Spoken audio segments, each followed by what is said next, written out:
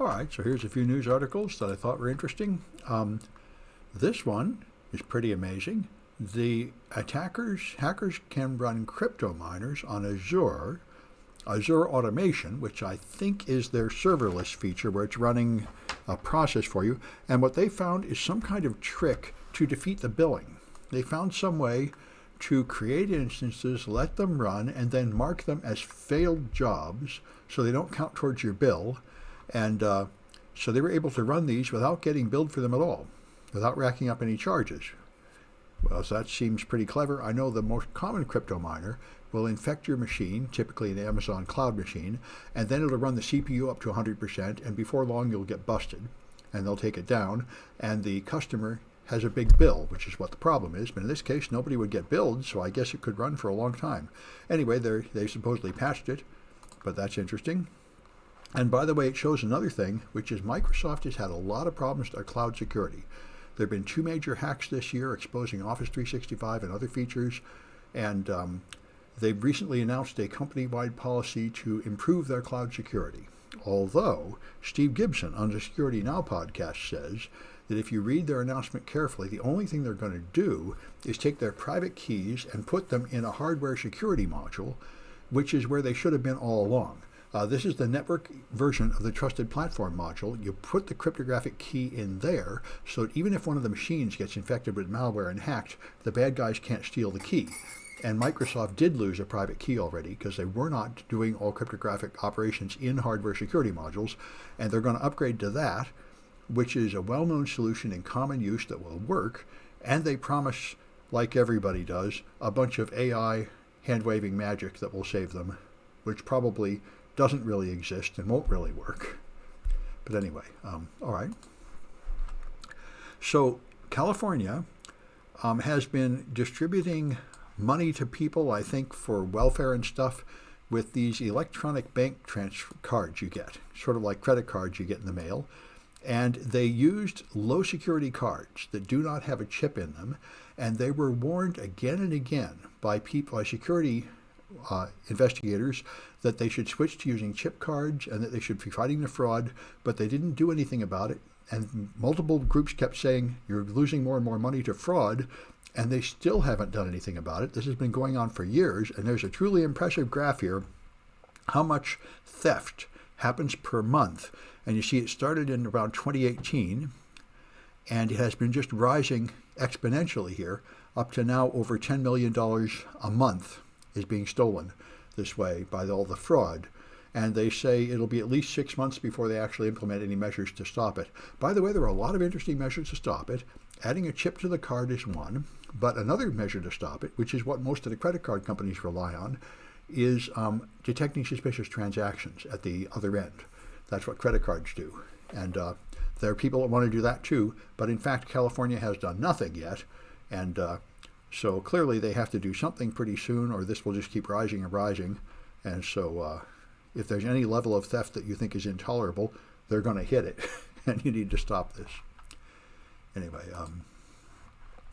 so California has a new approach to math. I must say, this goes back my whole life. I remember when I was in grade school in the 60s and 70s, there was something called the new math.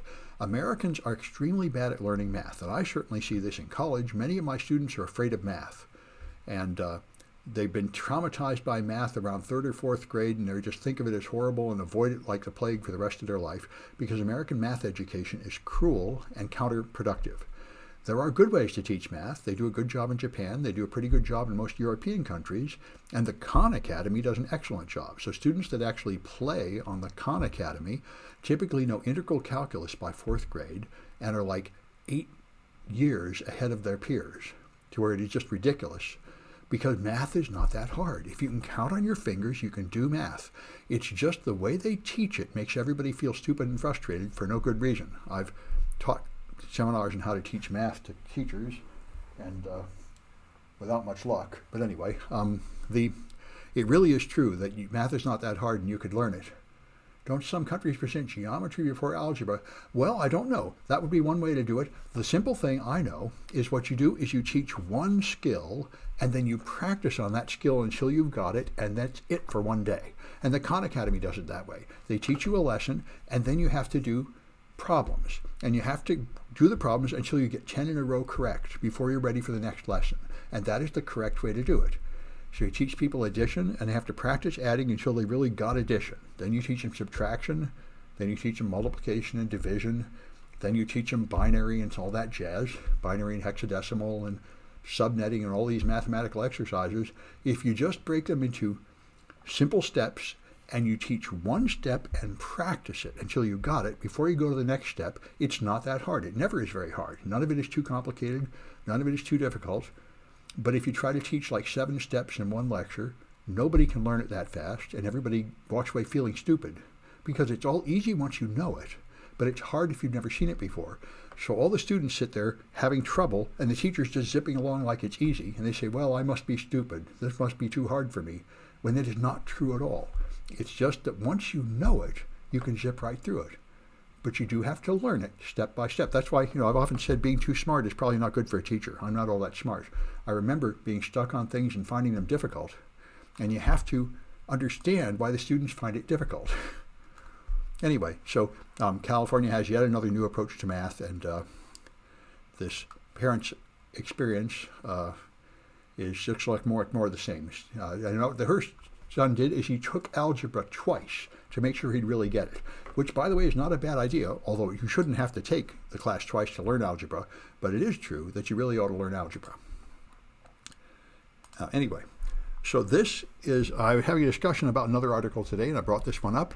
There are people who have said, this is from March of 2023, that GPT-4 is so smart that it is close to artificial general intelligence. And the claim of this paper is that you are able to ask questions of GPT-4 that it was not trained on, and it will give you intelligent answers. And that's called generalization, where you practice in some practice problems and you understand the principle, and now you can answer other problems that you have not practiced on.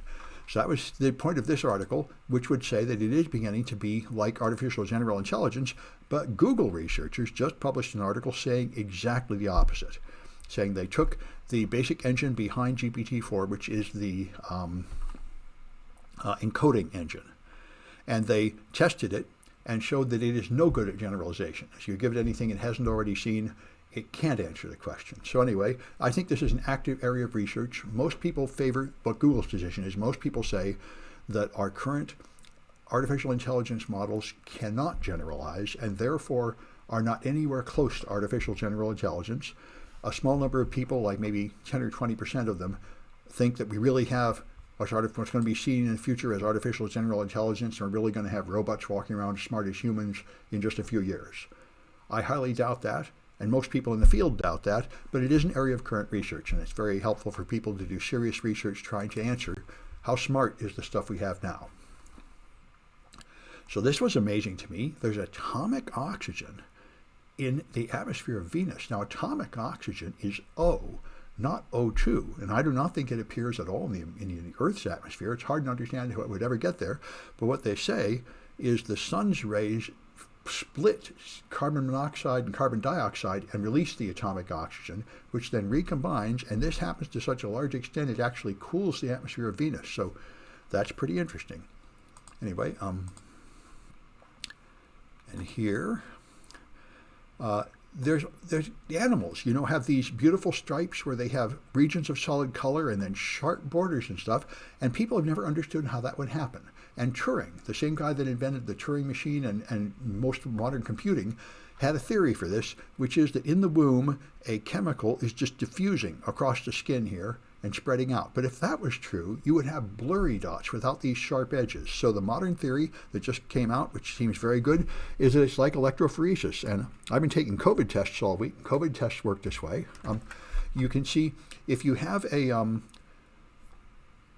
something migrating, diffusing through fluid, and it's diffusing through an area of increasing concentration of something else, then it doesn't just smear out, it goes to a certain region and stops and makes a sharp line of demarcation. And that would make things like this, like you see, where it'd go this far and stop, and then there'd be a solid line of the other color there, where one of the pigments stopped and the other pigment kept going.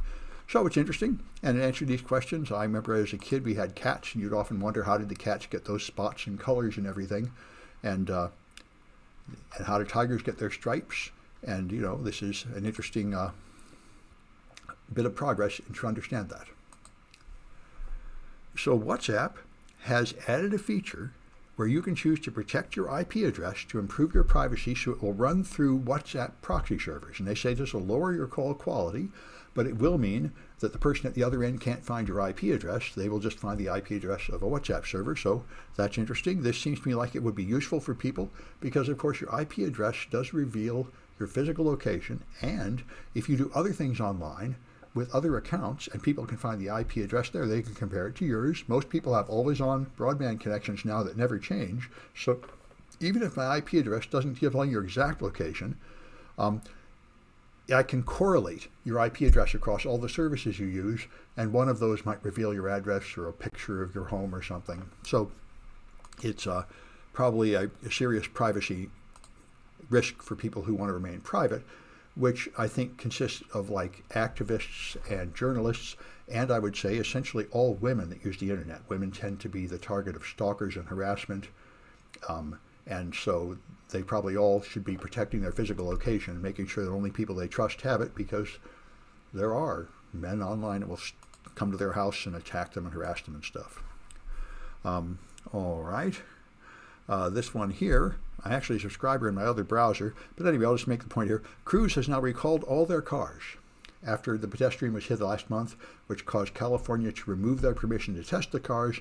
They've now recalled them all to give them a software update to change how they will respond after they hit somebody. I don't know what they're going to do. It's not clear to me whether the car should stop after hitting somebody or move like 10 feet and then stop or what. But anyway, they're going to change what it does when it hits somebody, because what it did this time is hit somebody, run over them, and drag them, which killed them. So I guess they're going to change the behavior after you hit somebody to something safer. I know this guy that runs this website, Planet Zuda, and this is interesting because one thing I get almost every semester is somebody comes to me and says, my Facebook got hacked, what do I do about it? Something like that. And my answer is usually there's nothing, whatever you can do, but it's not entirely true. He said he spent 300 hours working on this. Somebody came to them and said their Facebook had been hacked, and this is an interesting story to read if you want to research this. He explains all the stuff he did to actually recover somebody's hacked Facebook account, and it is a heroic amount of effort. But he managed to actually track down who hacked it, what attack they used, convince Facebook that they really had been hacked, and eventually managed to actually convince Facebook to restore the hacked accounts that had been deleted, which is really kind of heroic. I mean, getting a human at all to do anything at Facebook is sort of like getting the president to do something, or the CEO of a company. All these important people that certainly don't have any time to hear your complaint, but you can do it if you're very persistent, and there's a story of somebody that did succeed. Anyway, that's enough of the news for today. Let me stop this.